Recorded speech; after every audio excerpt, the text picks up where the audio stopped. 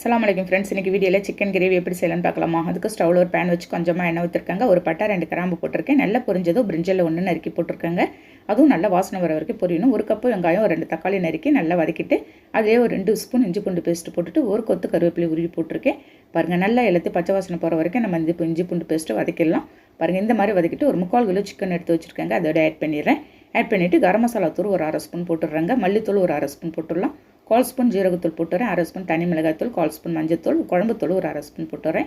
போட்டுட்டு அதுக்கு தேவையான நான் கல் உப்பு போட்டு ஒரு 1/2 லெமன் பிழிஞ்சு ஊற்றுறேங்க. நம்ம லெமன் போட்டு செய்யும்போது உங்கள் புளிப்பு காரத்தோடு சேர்த்து சாப்பிடும்போது செம்ம சூப்பரான டேஸ்ட்டில் இருக்கும். பாருங்கள், எல்லாத்தையும் மிக்ஸ் பண்ணிவிட்டு ஒரு 1/2 டம்ளர் தண்ணி நான் ஊற்றி ஒரு 10 நிமிஷம் வேக வச்சு எடுத்துகிட்டு போகிறேங்க. இது நல்ல ஒரு பிகினர்ஸ் கூட ஈஸியாக ஒரு 10 நிமிஷத்தில் ரெடி பண்ணிடலாம் அந்த கிரேவியை. இது சப்பாத்தி, ரசம், சாம்பாருக்குலாம் சூப்பரான காம்பினேஷனாக இருக்கும். பாருங்கள், திறக்கும் போதே கம வாசனையோட சிக்கன் கிரேவி ரெடி பண்ணியிருக்கேன். ஓகே ஃப்ரெண்ட்ஸ், நீங்களும் ட்ரை பண்ணி பார்த்துட்டு எனக்கு கண்டிப்பாக கமெண்ட் பண்ணுங்கள். வீடியோ பிடிச்சிருந்தால் லைக் பண்ணி ஷேர் பண்ணுங்கள்.